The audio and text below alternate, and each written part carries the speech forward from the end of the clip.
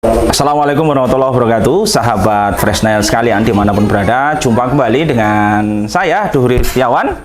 Bersama kita akan berada di satu tempat di salah satu ujung timur Sleman bersama keluarga Mas Arif Setiadi dan Ibu Tia, ya Mbak Tia yang selama ini nama kerennya seperti itu. Alhamdulillah setelah pagi tadi kita melaksanakan launching mini cabang perwakilan Fresnel di Kalasan Sleman.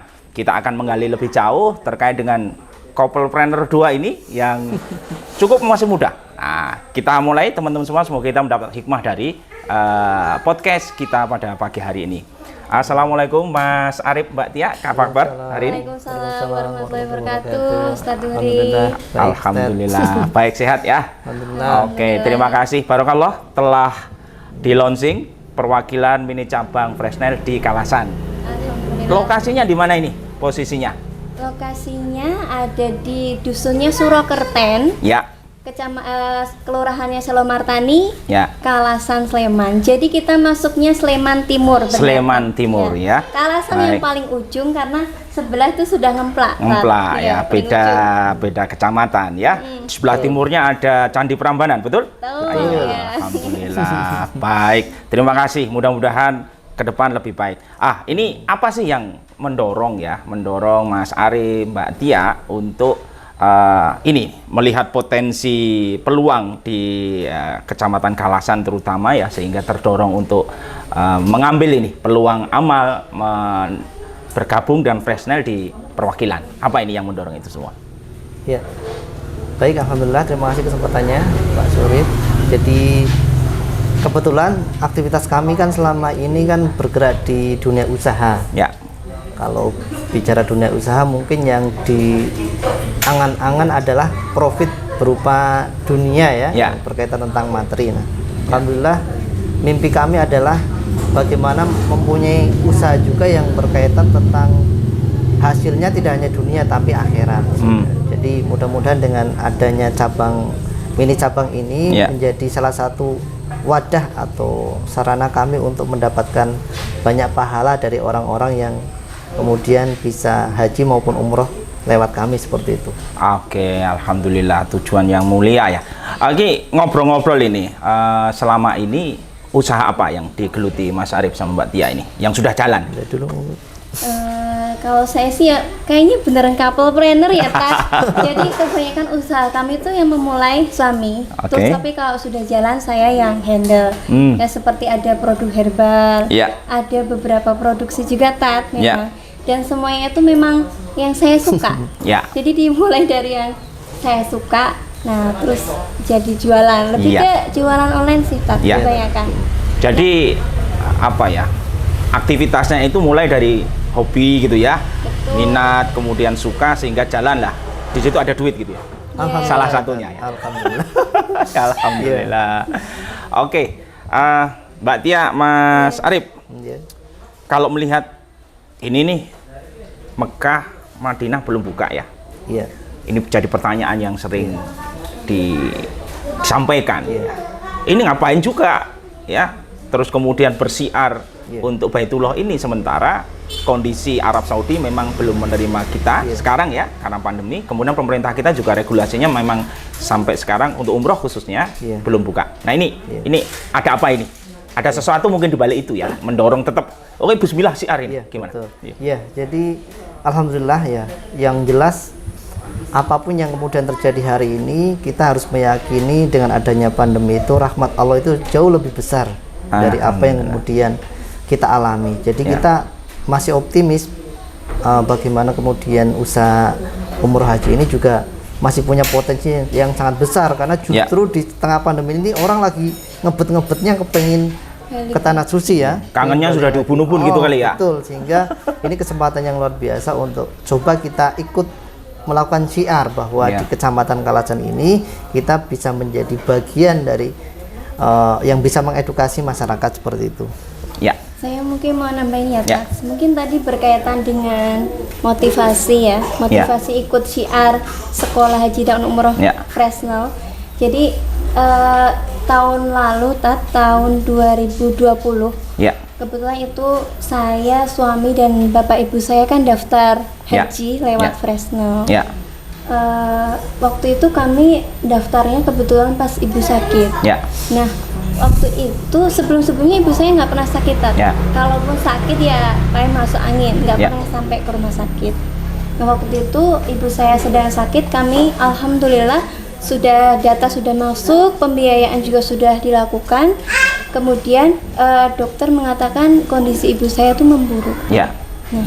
Kemudian pada detik itu kami anak-anak sempat berbohong kepada ibu kami yang waktu itu kondisinya memburuk.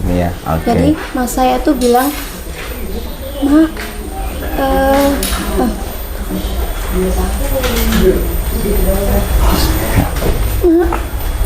yang semangat, katanya hajinya dimajukan tahun depan."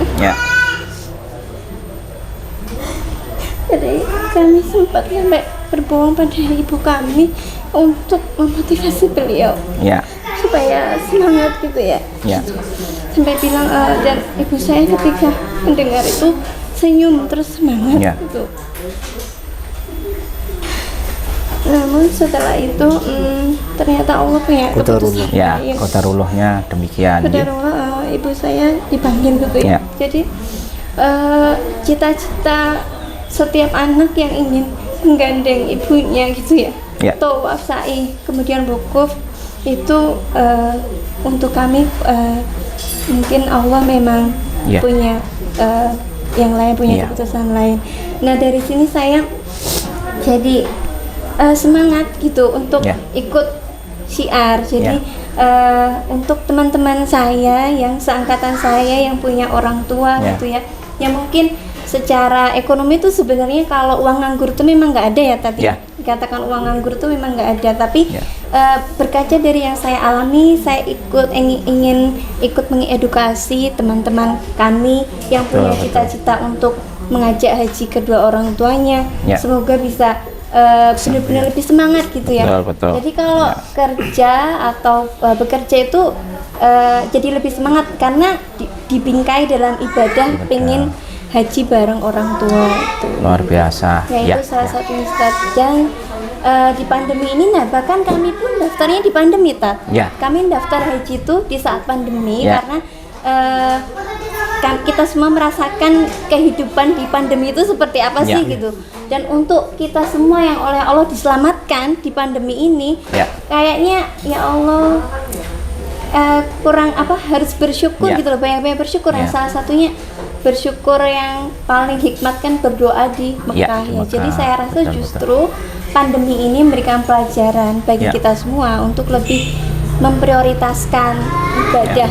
Dalam hal ini ibadah haji dan umroh. Ya semoga walaupun kalau saya pribadi kalau saya melihat profil partner Rihal kemudian perwakilan Fresnel yang kemarin sudah launching duluan, itu saya dalam tanda kutip insecure sebenarnya karena mereka karirnya sudah bersinar, sudah punya banyak jamaah. Sedangkan kita ini bukan apa-apa. Saya sendiri ini ibu rumah tangga, ibu dari 3 anak yang masih kecil-kecil gitu ya. Tapi ya saya niatkan bahwa ya seperti kata Imam Hasan Al-Basri, kita lakukan kebaikan sekecil apapun ya. Siapa tahu itu nanti yang akan membawa ke surga. Jadi nggak usah nunggu sampai nanti jadi terkenal dulu untuk ikut syiar. Baru syiar ya? Iya betul. Jadi gitu. Jadi saya juga meyakini ketika ada orang yang membaca mungkin sesederhana status WhatsApp saya, kemudian terbuka hatinya, dan walaupun daftarnya nggak ke saya, tapi saya berharap pada Allah saya juga dapat pahala atas itu semua gitu. Oke, alhamdulillah. Jadi sahabat sekalian, ini luar biasa ya pesan dari couplepreneur kita, Mas Arif Setiadi dan Mbak Tia.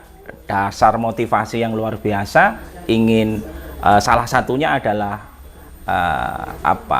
birrul walidain, sesungguhnya memuliakan orang tua beliau untuk diajak bersama wukuf di Arafah, kemudian tawaf, sa'i dan seterusnya di ibadah haji. Qadarullah, ini Allah memberikan keputusan yang terbaik untuk ibunda beliau. Tapi ini semua saya kira seperti Allah juga sampaikan, amal apapun yang kita ajakkan kepada orang lain, kalau itu amal kebaikan, insya Allah itu juga sudah berpahala.